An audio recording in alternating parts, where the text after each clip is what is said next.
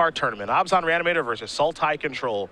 Cedric Phillips, Patrick Sullivan, of course, Nick Miller in the sideboard, and the rest of the SCGLive crew will be bringing you 9 rounds today, 9 rounds tomorrow, and we appreciate you guys joining us as the Sansep Citadel will kick things off here from Miami. I was watching Matt Lindy yesterday in the grinder, fell a little bit short of getting 2 buys. Jerry Thompson upended him. Oh, that wily Jerry T.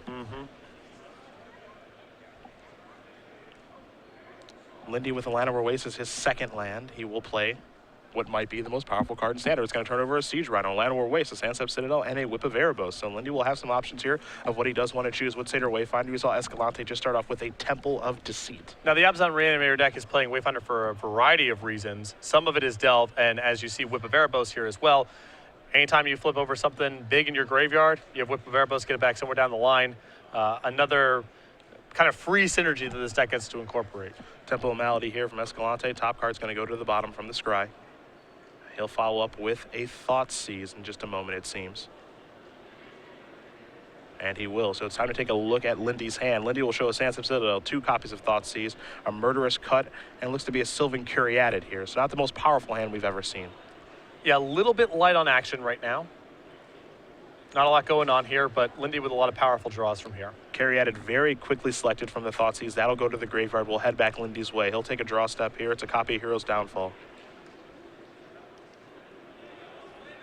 It's time for him to cast a Thoughtseize, so he wants to see what Escalante is up to. And we'll take a look at Roby's hand, and we'll see a couple Planeswalkers there in Kiora and Ashiok, along with 2 copies of Sultai Charm and then 2 copies of Llanowar Waste. So given the nature of Robbie's hand here, it's a little odd that he would have selected Caryatid last turn. I assume that that selection indicated that he was really light on spells. He didn't care about getting hit with 2 copies of Thoughtseize, but his hand's very powerful, very stock right now, and these 2 Thoughtseizes are going to do very good work for Lindy. Lindy going to take an Ashiok from Escalante's hand. Does not want to have to worry about that Planeswalker. The question is, will he cast his other Thoughtseize? Kiora, not much of a problem at this point, as Lindy does have a copy of Hero's Downfall. He'll play a Sansep Citadel, swing across for 1, and that will be Lindy's turn. So we're going to head back Escalante's way. He'll take a draw step. It's another copy of Sultai Charm. Very powerful card in this metagame right now, especially against your red-white aggro deck, because it kills all the creatures in that deck. It's very, very flexible. Also can kill Chain of the Rocks. Is that something your deck's in the market for? Not the Sultai Control deck very much, but again, Charms typically very flexible, and this one no different. Now, a very subtle play from Matt last turn, not Thoughtseizing, because Robbie didn't have anything in his hand to do for 3 mana that he could disrupt. There's multiple copies of Sultai Charm. So waiting 1 more turn to give Robbie a draw step, maybe to find something better than what was already in his hand. Lindy will serve in here for 1. Escalante's going to go down to 16. Does have a land to play in a forest if you'd like. You mentioned the Thoughtseize. That's still in Lindy's hand. Also has a copy of Murderous Cut, but that one's pretty dead in this matchup. Now it's time for Sultai Charm. This will be the old catalog. Exactly. Draw 2, discard 1. So another really nice play here from Lindy. Instead of casting the Thoughtseize here, he knows that Robbie's going to cast a Sultai Charm at the end of the turn because he got nothing else going on. And he thinks the most likely scenario is that Robbie's going to untap and cast Kiora. Then Lindy can use Hero's Downfall. Untap and Thoughtseize Robbie after he's looked at a variety of new cards. So Lindy's showing a lot of patience with this Thoughtseize, trying to wait until Robbie's seen the maximum number of cards so he can hopefully get the best selection. Hero's Downfall and Opulent Palace were the draws off of Sultai Charm, so Escalante needs to discard something from his hand. You see he is still deciding, as his hand is pretty loaded at this point. He's going to discard a Sultai Charm.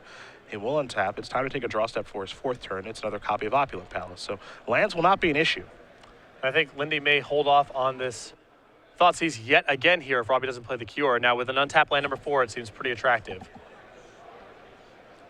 Escalante has brought Kiora forward in his hand, so certainly considering that as an option this turn.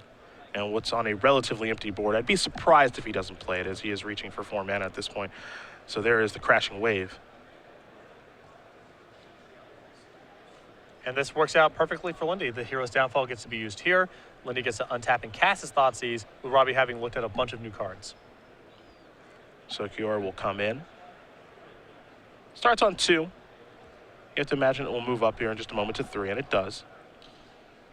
And that'll be targeting the Satyr Wayfinder. And there's your Hero's Downfall to take care of the Planeswalker. Lindy will very quickly untap. He'll take a draw step here, and it's a copy of Tasigur. Well, that is a perfect draw to pair with this Thoughtseize. Now, Roby probably with a variety of removal spells, but this may open up the coast here.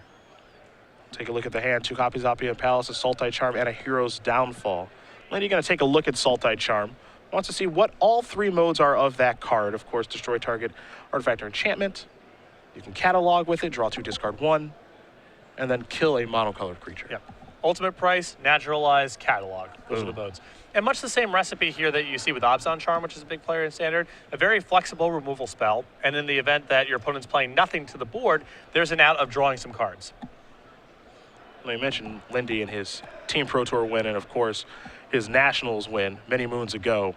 He's going to be very careful to read these cards and make sure he knows exactly what they do. Yeah, I do not know how much Magic Lindy plays currently, but better safe than sorry. Absolutely. He was doing a lot of reading in the trial last night.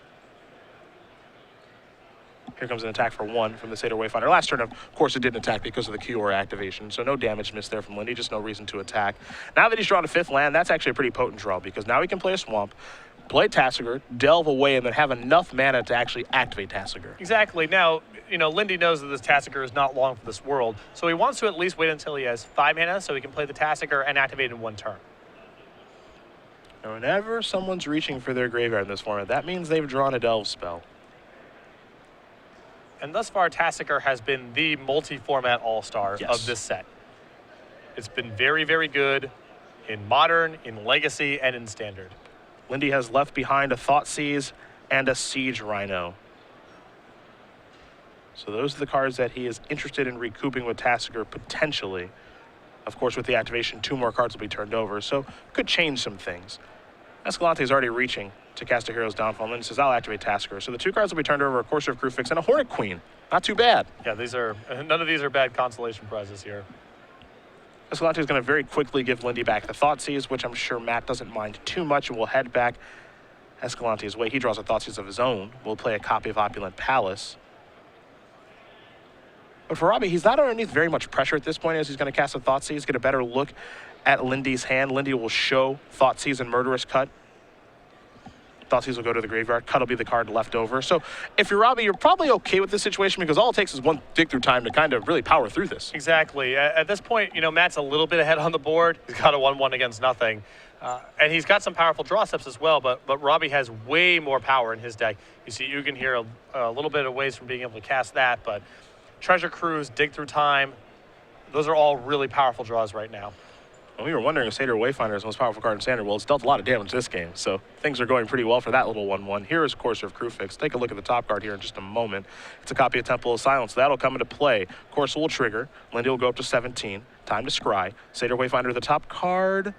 It'll become the bottom card from the scry. So now we'll see a new card, which is a copy of Hero's Downfall. And Lindy will pass the turn back over to Escalante. Escalante going to tap some mana. It's time for a Hero's Downfall to take care of that Courser. And we'll head back Robbie's way. Draws a copy of Kiora, which at this point, Lindy does not have an answer to. Yeah, Downfall on top, but there is the Kiora. So now it makes you wonder, because the Downfall is on top, it looks like actually he has a Downfall in hand, how Escalante wants to use this. It's an expensive way to cycle a card, 4 mana. That's fine, though. I mean, I think that it's okay to just draw a card here, especially with Ugin in hand. But it looks like Robbie's just going to try to force the Downfall here. Hopefully free up the Ugin. Now, Lindy with a 2nd Downfall in hand, so this line of play is not going to work out that well for Robbie, but he's still in a position where he has a lot of really big draws. Here's Downfall, take care of that. Satyr Wayfinder is probably just going to hang back yet again due to that Kiora activation. And we're going to head back Escalante's way. He'll take a draw. It's a copy of Crux of Fate. Probably a little early to be snapping that one off. A smidge. A smidge. Here's an attack for 1. Sometimes you get fed up with these attacks for 1, though, man. So the Satyr Wayfinder, not a dragon. Yeah. It's not a dragon. Enough is enough with the Satyr Wayfinder. Lindy's going to leave that card on top with Temple of Malady. Disdainful stroke the draw. We'll go back Lindy's way. See what this draw step's going to be. There's an attack for 1. Escalante down to 8. It looks like Tasker was the draw. The question is Lindy willing to cast it at this point? Has to wonder, what the heck is in my opponent's hand? He's not doing anything. Well, you could definitely guess spot removal. That's a fair guess. you know, your opponent still doesn't have to kill this Wayfinder. I mean, once we talk about getting to 6 life to 3 life, then Siege Rhino triggers really can start adding up here, but I think it's reasonable to anticipate your opponent has some way to kill it. So at this point, Lindy's probably just trying to set up the graveyard as best as possible to get 1 activation out of Tasker with the highest possibility of getting a high impact card. Here's Tasker. The cards left in the graveyard: Hornet Queen, Tasker, Hero's Downfall, Siege Rhino. Disdainful Stroke will add a Tasker to the graveyard. We'll go back Escalante's way. Bile Blight the draw. Now this he might be willing to cast on the Seder Wayfinder because there's not that many targets in Lindy's deck for this thing. And the life total is becoming an issue. He's willing to take at least 1 more point. Escalante down to 7. That's a Polluted Delta. That's land number 7. And it looks like he's willing to sacrifice this. So an island or a swamp coming here for Escalante as he goes down to 6.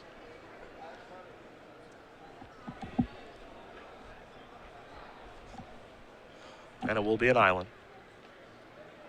So 6 is one of the important flashpoints, as now it means 2 Siege Rhino triggers are lethal. Not that Lindy has them, but this game is shaping up to be something that will go on for a very long time. So I think Roby is getting to a point where sooner rather than later, I think he needs to use a removal spell on this Wayfinder. I actually think it should have been last turn, but I don't think he wants to take too many more hits from this. He will just pass the turn back. Lindy will take a draw step. It's a copy of Thoughtseize. Here's an attack for 1. Escalante going to take another point of damage. He's going to go down to 5. Lindy will cast the powerful discard spell.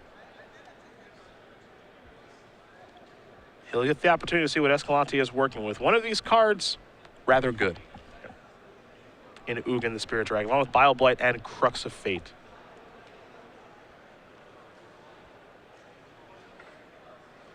Decisions here for the former national champion, but he will go with Ugin. Yeah, you can see Matt's, facial expression. He can't cut Roby off a removal spell, and Ugin's definitely the most powerful thing going on. Yep. So he's trying to figure out some fancy way to maybe strand Roby with a removal spell or whatever, but just the easiest thing to do, get the Ugin out of the hand. Bile Blight took care of the Seder Wayfinder. You saw the draw step last turn for Escalante. Was the 8th land. It was a swamp. He put that into play and passed the turn back. Lindy with the Windswept Teeth. He'll pass the turn back. Polluted Delta will come into play. Lindy's going to sacrifice his Windswept Teeth. So there's a Plains. Beta, am I correct? Beta, beautiful. You can tell Lindy's been around for a long time. Yeah, Lindy's probably had these for a while. Were these the same planes from his Nationals win? Ooh, not boy. sure. Probably not. Temple of Malady, the draw. We'll take a look at the top card here, will Lindy. It'll become the bottom card. Not happy with what he saw. Pass the turn back. Again, for this situation here for Escalante, a lot of big draws available. He just hasn't found any of them yet. Yeah, Lindy has a Planeswalker checked, so those don't really qualify, but any of his card drawers, and now dig through time the draw step here. That's what he was looking for. Yeah, absolutely.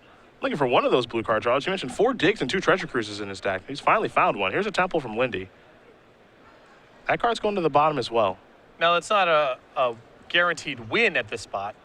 There's still a lot of draw sets to be had, and it's possible to even miss a big spell from dig through time, but this is really the card that Roby was looking for. So for Escalante, it's time to take a look at the top 7 and take 2 with him. You have Myakos, Disdainful Stroke, a Treasure Cruise, another dig, a Bile Blight, a Crux of Fate, and an Opulent Palace. Those are the choices here. 2 blue card drawers there. Yep. Though I think the most likely scenario is that Roby takes 1 card drawer plus the Disdainful Stroke, because at this point he's really worried about Siege Rhinos. He's potentially worried about Whip of Erebos, so I think he's going to only take 1 of the card drawers, take the Disdainful Stroke now to lock up a lot of Lindy's most powerful draws. You have Myakos, the draw step for the turn. That'll come into play. Escalante will pass the turn back. A Windswept Teeth, the draw here for Lindy. He'll deploy that and simply pass the turn back. Lindy's past couple of draw steps have not been great. Escalante finally found a drew a blue card drawer, excuse me. Lindy's going to sacrifice a Heath here. And that's where this deck really kind of moves into overdrive, when it's able to chain together those card drawing spells. We talked about earlier in the broadcast here, when you're playing against a deck like Obzon, you have the option of going underneath or over the top. Sultai is one of the decks that's trying to go over the top, and one of the primary ways to go over the top is with cards like Treasure Cruise and Dig Through Time. Lindy's finally drawn a spell, which could maybe chain him into another one. It's a copy of Commune with the Gods. Escalante going to take a look. Lindy will be revealing the top 5 cards of his library. You can put an enchantment or creature in. Whip of Erebos is a hit. Reclamation Sage is 2. And Lindy going to very quickly select Whip of Erebos. Now, there is a one-of hanging out in Lindy's deck that can push him through the situation. The game's getting away from him a little bit, is the Soul of Innistrad. Very powerful, it resolves, and if it gets countered, that's fine too. Now, is Lindy willing to deploy the whip? It looks like he's waiting. Escalante is going to play another Dig Through Time here. So top 7 cards here. Satyr Wayfinder, another dig, a Swamp, a Temple of Malady, a Hero's Downfall, and an Ashiok. So this is a small thing, but still significant. I think that Roby should just be paying full retail for these Dig Through Times. He's unlikely to find something that he wants to cast at the end of the turn, and the cards in your graveyard are essentially mana for future delve spells. And somewhere down the line, Roby's mana might be taxed. He might be trying to chain together multiple spells. So I think in spots like that, you just pay the full 8, leave your graveyard intact, and exploit it somewhere else down the line. Sultai Charm, the draw step here for Escalante. Does have Ashiok here. So a lot of options here for Roby.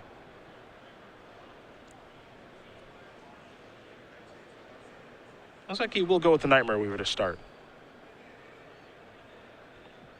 That'll exile 3 cards. Temple of Silence is 1, Hornet Queen is 2, Siege Rhino is 3. So the creatures will stay with Ashiok. The Temple will be exiled in its own little pile. This card, essentially Gerard Fabiano's calling card, plays it across all formats. Very potent in mid-range matchups that involve creatures, particularly the 4-mana ones. Siege Rhino matchups, this card's quite good. Absolutely. Now Lindy has actually considered using the Hero's Downfall on this. And there are quite a few powerful Planeswalkers in this Sultai control deck, so those Hero's Downfalls in certain situations can be taxed. We can't forget about the Banishing Light that's in Matt's hand, however. And it looks like he's going to go with that. A card that we haven't seen a ton of in Standard, but it looks like it's picking up a little bit for this tournament. Lindy's got one. I've seen other players with one, too. It's very interesting that this card has fallen off the radar because of its flexibility. Some of it's its vulnerability to enchantment removal. Some of it is the format has gotten a little bit faster in the face of red-white aggro, and 3 mana is a lot to pay for a removal spell that can get blown up. But this is a very potent card, and I think we're going to see plenty of it over the weekend. You'll note that Lindy is refusing to try to deploy this Whip of Erebos. He's waiting for a discard spell, something. Yeah, he's trying. The Whip of Erebos is really his big way to steal this game. And so he's trying to wait for a spot where he either draws a Thoughtseize or another powerful card to pair with it. Try to do everything in one turn because he knows if he runs the Whip of Erebos out there, it's just going to get countered or blown up. Sultai Charm took care of the Banishing Light, so Hero's Downfall will take care of the Ashiok. Escalante will draw a card. It's a copy of Temple of Mystery, so that'll come into play very quickly. It's time to scry. Top card is moving to the bottom.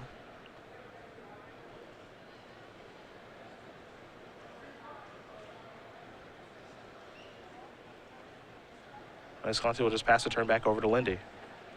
Lindy will draw a copy of Soul of Innistrad. That's the big one. Yeah, that's the big one. I mean, you look at his graveyard, there's Hornet Queens and Siege Rhinos to get back. And even if the Soul dies or gets countered, you can still use its power wallets in the graveyard and reload. This was the one card, besides Whip of Erebos resolving, this is Lindy's best path to get back in this game. Well, there is the big 6/6. Escalante's going to take a look and see, is this good news for me? The answer is no. This is absolutely bad news because even if Disdainful Stroke does take care of this, which I imagine it will, still going to get the value. And this is one of those spots, the Souls were obviously supposed to harken back to the Titans of previous standards. They are on the balance much less powerful. This is a spot, though, where a Soul is significantly more powerful than a Titan. A Grave Titan would just get Disdainful Stroke, but the Soul of Innistrad is going to create all sorts of problems for Roby, even if he has a counterspell at the ready. There is a Disdainful Stroke to take care of it. Lindy will deploy the whip now. And that's in there. And that's just great patience from Matt. Yes. Hey, he showed excellent patience even early on with the Thoughtseizes. Yeah. He knew what Roby's curve was going to look like and played the game in such a fashion where he was going to get the most looks at the most valuable card in Roby's hand. This Whip of Erebos that he found with the Commune, I think a lot of players would just cast it it would have gotten countered, but now it's resolved, and Roby has cast most of his Sultai Charms, so getting this card off the table is going to be really problematic for him. There's Pluto Delta. And you can see Escalante's hand. It's not great. Crux of Fate. It looks like a couple copy of Hero's Downfall. So no answer to the whip right now. And certainly no answer to the Soul of Innistrad, getting creatures back. And also, Roby's at 4. Yep. So he can't hold out for very long. All those chip shots from the Wayfinder. Yep, they all added up. Whip is going to bring back a Siege Rhino on trigger. Escalante's down to 1. Lindy's going to go up to 16. It's time to move to the attack step. Escalante does have an answer. There's Hero's Downfall. That'll be exiled. We'll have to put that Siege Rhino from the graveyard into the exile pile. Now there's Courser, so we'll see the top card. Satyr Wayfinder is what it is.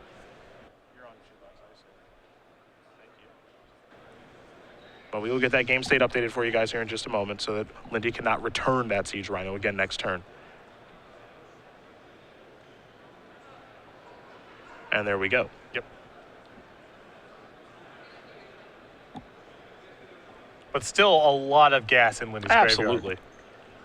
You see the amount of mana he has available. He can use Soul of Innistrad this turn if he'd like to. Mm-hmm.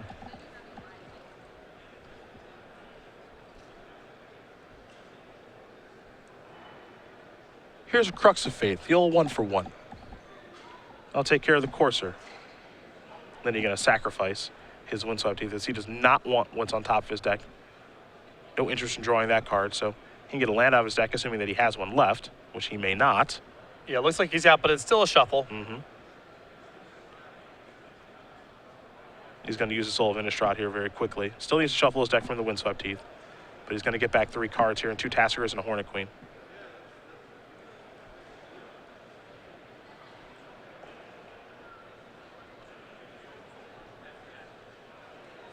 And now we're going to go back Lindy's way. And the whip is still threatening lethal, on top of all the stuff that go back. I mean, at this point, even the Satyr Wayfinder requires a removal spell.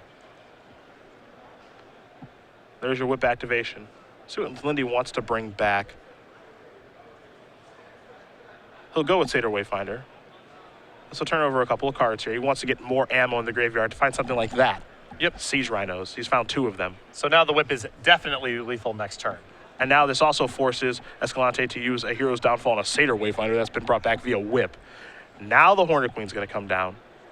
And Escalante's out of cards, so he's going to need one heck of a draw step. Yeah, he's got to find Treasure Cruise into something to answer the Hornet Queen and something to answer the Whip of Erebos, and then still beat the next wave of action in Matt's hand. Seems very unlikely. So there's Hornet Queen along with his insect friends. Well, Treasure Cruise was the necessary draw, as you mentioned. Step 1. But this also kind of harkens back to the point you made where, you know, he would rather cast that Dig Through Time much earlier for just 8 mana. So he can maybe chain together multiple spells in one turn. Exactly. It looks like it's not going to hurt him here because he has no answer to the Whip of Erebos, so it's all boundary. But you can imagine, you know, he draws more Dig Through Times, more Treasure Cruises. At some point, the size of his graveyard does come back and matters. But it looks like that's not going to be a factor here, as Whip of Erebos should mop this game up momentarily. Crux of Fate's going to play cleanup duty on Hornet Queen and the insects. Opulent Palace will come in. Last card in hand for Escalante is a Bile Blight. But Lindy's going to be able to return a Siege Rhino here, get his trigger. And that's going to put a close on game number 1 here, as Matt Lindy is going to win game number 1 over Roby Escalante. Abzan Reanimator up a game here over Sultai Control. Nothing short about these games, that's for sure. Yeah, you had to really settle in because there's a lot of removal in these 2 decks. They don't kill particularly quickly, but Lindy did a great job of navigating that game. I thought he was basically done for when Roby found the Dig Through Time, chained together another card drawer, but was able to time his spells in such a way to get Whip of Erebos to resolve. Roby with no Sultai Charms to handle it, and at that point, Matt had just too much juice. Well, we're going to head over to the sideboards here, and we will start with Escalante as he'll be on the play for game number 2. He has a copy of Silumgar, the Drifting Death, 2 copies of Tassigir, Thoughtseize, 2 Drowned Sorrow, 2 Freakish Cure, 2 Negate, 2 Disdainful Strokes, a copy of Silence the Believers, a Liliana Vest, and an Innistrad World Waker. So the good counter spells and the flexible removal, I think, is the best things going on in this list. So for this matchup. So you're going to see the Silence the Believers, the Disdainful Strokes, the Negates. I think the additional Thoughtseize will come in. Very good chance the 2 copies of Tassigir comes in, assuming that Matt will cut most of his removal. I like Liliana Vest in this matchup. I'm not a huge fan of Nissa, but I can see both Planeswalkers coming in. Other side of things here for Lindy. He's got a Bile Blight, 2 copies of Crux of Fate, 3 Drowning Sorrows, a Reclamation Sage, a Banishing Light, a Glare of Heresy, 3 Nissa World Wakers, and a card I think is certainly going to come in, 3 Read the Bones. Yeah, just more power is what Lindy's in the market for. So the 3 copies of Read the Bones and the 3 copies of Nissa, those are the best cards in the sideboard. Past that, you get a couple fringe options. You may see something like Banishing Light come in here as additional protection against Planeswalkers, but I think the 3 Read the Bones and the 3 Nissas, those are the superstars for Lindy in this matchup. Well, these players are going to shuffle up here for game number 2. Like we said, nothing short about these games. And if you're playing a kind of a longer game in this sort of matchup, both these decks are playing black, and that actually makes me think of a new card from Dragons of Tarkir that actually kind of wants to play a longer game. There's a brand new Sidisi out there. It's actually Sidisi Undead Vizier. You can see this 5 mana 4/6 with Death Touch, and a new mechanic here, an Exploit. Whenever this creature enters the battlefield, you can sacrifice a creature. Maybe one of those Satyr Wayfinders, of course. When Sidisi Undead Vizier exploits a creature, you can search your library for a card, put it in your hand, and then shuffle your library.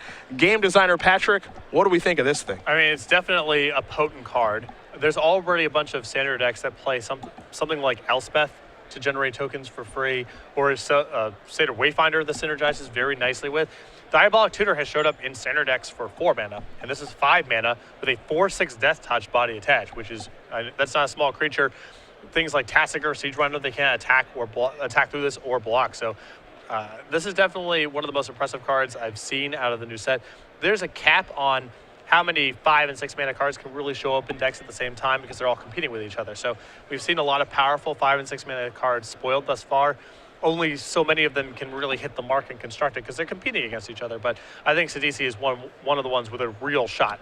This is a very, very potent text box. There's a lot that's going on with this card. It's very easy to just jump towards the Exploit and the Diabolic Tutor effect, but I think something very important that you mentioned, you take a look at the 4/6 Death Touch aspect of this card. Beats Siege Rhino, beats Tasigur, beats quite a few cards in the fight, honestly, which is really impressive to start with. And then the exploitability, I think, gets really interesting with cards like Satyr Wayfinder, tokens, of course, and we can't forget about maybe a little activation Whip of Erebos here. Yeah, no, there's a lot of synergies with this card, and I think that a lot of its power level comes from flexibility, and often those cards don't read the best to people on first blush because they're not thinking of, oh, this is a game with a lot of variance and I'm going to just get into weird spots.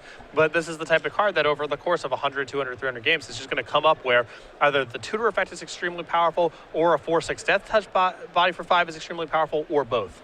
And we have seen in these Abzan decks, a parallel to draw here is Liliana Vess with the tutor effect there. We have seen builds of Abzan play some one-ofs before. I think of Ari Lax winning Pro Tour Khans of Tarkir with his one of Dune Blast. And some other one of mass removal effects, maybe a one of Planeswalker. Ugin now, instead of having to play 2 of those, maybe just play 1 since you can more reliably find it. And that card, while it is on the same casting cost as Liliana, maybe you'd rather have the 4/6 than the Planeswalker. Well, there's 2 big differences. Going to your hand versus top of deck is a huge difference. Absolutely. And then on top of that, a 4/6 body is much better than not adding to the board in terms of attacking or blocking. Sure. Liliana Vess is a pretty big cost to put into play. You have to have the board pretty stable.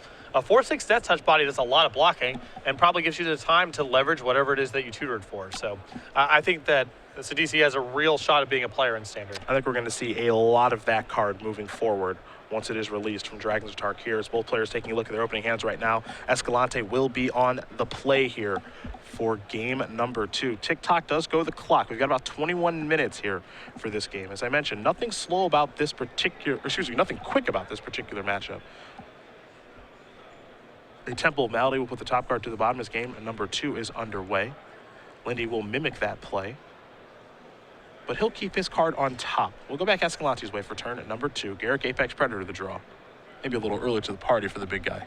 But I think you're going to see a lot of this sort of action going on between the 2 decks post-board where it's just find the most cards of substance, find the most high-impact stuff. So even though there's going to be a lot of 6 and 7 8 mana spells swinging around between these 2 decks, it's the nature of these matchups post-board. A Garruk, a Crux of Fate, a Tasigur, a Sultai Charm, and then 2 copy of Hero's Downfall is what Escalante is looking at. Now, I think for Lindy, it would be very easy to select that Sultai Charm and say, you know what, you're probably looking to use the catalog mode on that, so I'll take that. But is it that easy of a selection? It's the most likely card to select out of this hand, especially with Lindy having Whip of Erebos in his own hand. But I think Tasigur is potentially the card to take here just because the matchup goes on for a really long time and Tasigur is extremely potent. Well, Lindy is going to go with the Sultai Charm. He'll record the contents of Escalante's hand, and I imagine we'll see a second land here in just a moment. We do in the very powerful Evolving Wilds. It's a 3-color mana fixer, and these decks are in the market to just put stuff in their graveyard for free in quotes. Now, Evolving Wilds has come up with a huge cost compared to something like Windswept Heath or Polluted Delta, which is the land comes into play tapped. But just getting more stuff into your graveyard for free when Tassicker and Murderous Cuts in your deck, it's worth paying that kind of cost. Well, Lindy will sacrifice to the Evolving Wilds. You saw Escalante looks as though he's missed his 3rd land drop. Lindy going to go ahead and get a forest out of his deck.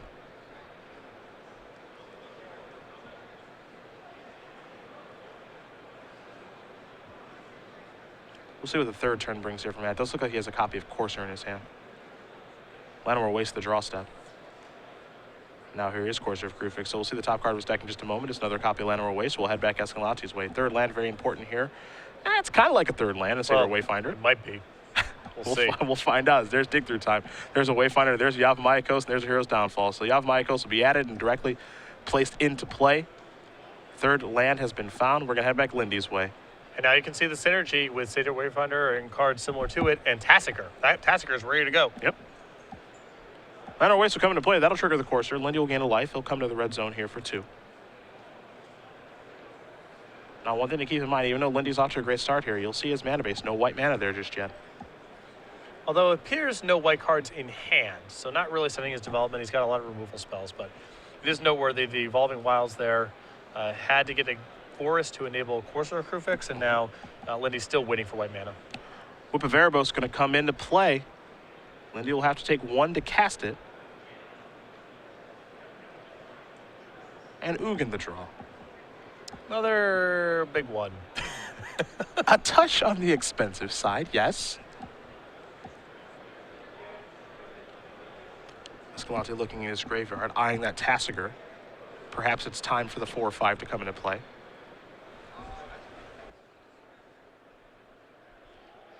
I mean, part of this is the Tassicker's on top of Lindy's deck, so worried about a big tempo turn of Lindy being able to answer the Tassicker and then play his own. Looks like Robbie just committed to downfalling this turn. Windswept Heath will come in here. That'll gain Lindy a life, of course. He's back up to 19. Courser's going to come into the red zone. Quick block there.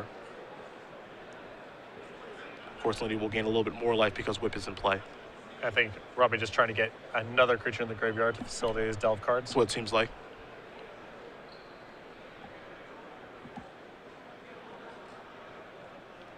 And Lindy not willing to make a move. So here's a Hero's Downfall. Lindy will sacrifice the Windswept Heath here. In response to the downfall.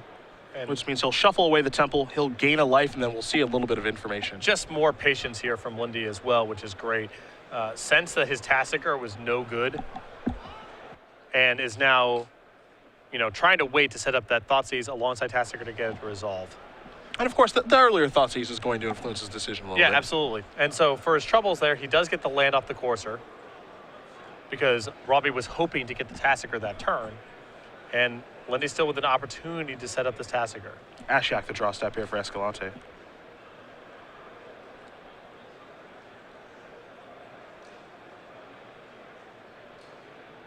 Escalante will have to take 1 to cast that. He'll exile a couple of cards here. Siege Rhino. Along with 2 lands in Temple of Silence and Windswept Heath. Now we'll see a Hero's Downfall. And again, Lindy's patience paying off so well here. He's going to get an opportunity to resolve this Tassicker and activate it. And even if Robbie untaps and responds with a removal spell, Lindy, again, still generating some card advantage, getting some more stuff in his graveyard here for that Whip of Erebos. That's the kind of game that he wants to play against this deck. Just kind of grind him down. Yep. He's had opportunities here to be a lot more aggressive trying to capitalize on Robbie's early stumbles, but has shown a lot of patience here and now has an opportunity here to resolve a Tassicker, which has a chance to go unchecked here for several turns, given the nature of Robbie's hand. And you see the hand that Escalante does have from this Thoughtseize, a Tassicker, an Ugin, a Garrick, a Crux of Fate, and a Silence the Believers. So if Lindy does feel like selecting maybe Silence the Believers, that means Tassicker goes unchecked unless a healthy top pick there from Escalante. See, Lindy does select the Silence the Believers, adds another card to his graveyard with the Thoughtseize, so he'll deploy a Llanowar Waste. And he'll have to pay 1 to play Tassicker, but I imagine he's okay with that. He's going to delve away quite a few cards. So how do you feel about 1-mana 4/5s that have a really powerful effect if the game stalls out? Huge fan. Huge fan? Huge Okay. fan. What if they're legendary? You would still find room for it? Still fine. You'd still find it? Yeah. Okay.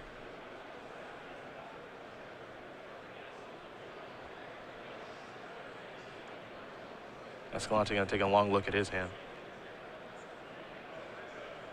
Hero's downfall was the draw. It was timely.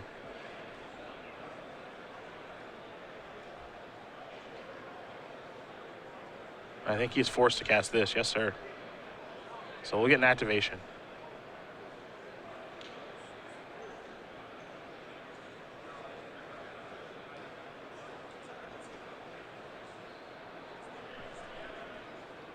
Couple cards turned over. Thoughtseize will go to the grip.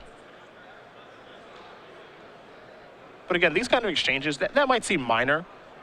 But again, you're just plus a card there. Exactly. And especially with Whip of Erebos in play, every time you're attritioning out your opponent's removal and putting some more stuff in the graveyard, it's going to be really good for you long term. I know that Lindy didn't have any big hits there, but that's still 2 lands he's passed. And at this point, you know, Siege Rhinos, Hornet Queens, Soul of Innistrad, they're all huge draws. And you can't be too upset with another Thoughtseize, too. No.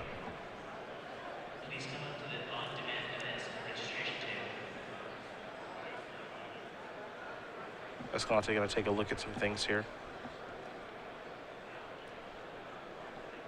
Figure out what to do this turn as we are underneath 14 minutes.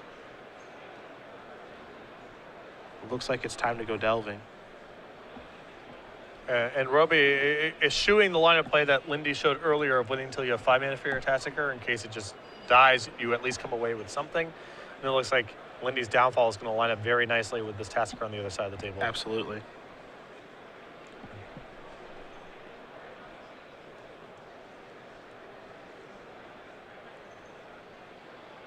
There is Tassiker. As you mentioned, this downfall is going to line up beautifully because no advantage gained. Exactly. Lindy will draw. It's a forest. He'll play that forest. Has the opportunity this turn to activate Whip, get back Tassiger. Coming to the red zone here for 4, which means he'll also gain 4 life. So Escalante is going to go down to 12. Lindy will go up to 21, and now make a Tassiger activation. Again, this is just small card advantage, nothing crazy. But you can't be too unhappy. Commune with the Gods and Temple of Malady are turned over here. Yeah, an unfortunate mill there for Lindy, as I'm sure Commune with the Gods is essentially the card he's looking for in this spot. But yeah. Still just trying to give himself the most opportunities possible. I'm a little surprised to see that. Wow. Giving Commune with the Gods back. I think Hero's Downfall, if I'm in Escalante situation, this card I'd rather have in my opponent's hand. With no long-term answer in hand to Whip of Erebos, it seems like Commune is really, really dangerous. Here's a Thoughtseize. We'll see the Commune along with the Thoughtseize and then a Hero's Downfall. And now he'll give away the Commune, so maybe correcting a mistake there. Yeah. The draw step here for Lindy, well, that's a big one. It's a Satyr Wayfinder, which means it's going to turn over a couple of cards. Nissa's 1, Thoughtseize is 2, Courser is 3, Satyr Wayfinder is 4. So no lands there, but starting to fill up that graveyard. Yeah, it's not too bad. He gets another Wayfinder back, and that's 4 more cards in the graveyard.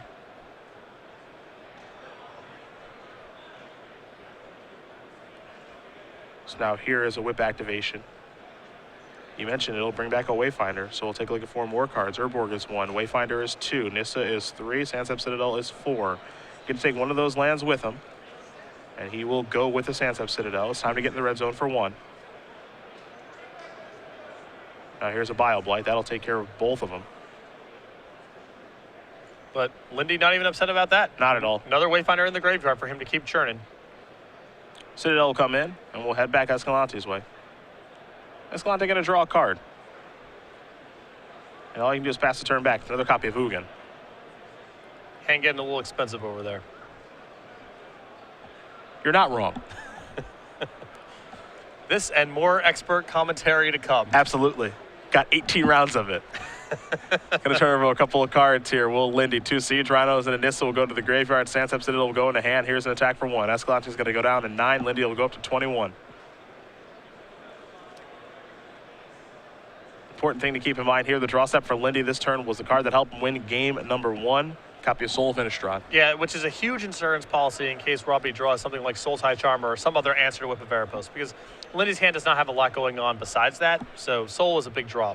Hero's Downfall the draw and a very quick passing of the turn back Lindy's way. Tasker the draw here from him, and now starting to look like a runaway. The activation of Whip's going to get back a Siege Rhino. Trigger Escalante will go down to 6. Lindy will go up to 24. If you aren't doing something either very aggressive or extremely powerful, you cannot weather the storm of an unchecked Whip of Erebos. It's a card we've seen less and less of in Standard over the last, let's say 3 months. But in games like this, if you can't kill it, forget about it. Soul of Innistrad will come down now. Treasure Cruise looks to be the draw step here for Escalante, and he's going to extend the hand. It's too much to overcome as Matt Lindy, former Pro Tour national champion, is off to a great start so far this weekend. He wins round number 1 against Roby Escalante. Abzan Reanimator will take care of Sultai Control. Good start for the man who apparently likes some Sriracha with his shirt there. And a very impressive display there of the merits of that deck, because the Abzan Reanimator deck has sort of fallen off to the wayside a little bit. You see the Abzan decks typically at this point moving to cards like End Hostilities, becoming more of a control deck. And I think that if Lindy had that kind of infrastructure, that this matchup would have been a disaster. You saw game 1, the most potent cards in his deck were Whip of Erebos and Soul of Innistrad. Post-board, Whip of Erebos again was the solution. And I think that if he was just a conventional Abzan, the mid-range control deck, the build that we see so much of, I think that Robbie's Dig Through Times and Treasure Cruises would have been unbeatable. But he had something in his deck of the power level of those card drawers once the game stalled out. He played very well to set them up, and I think got out of a pretty tough matchup game 1.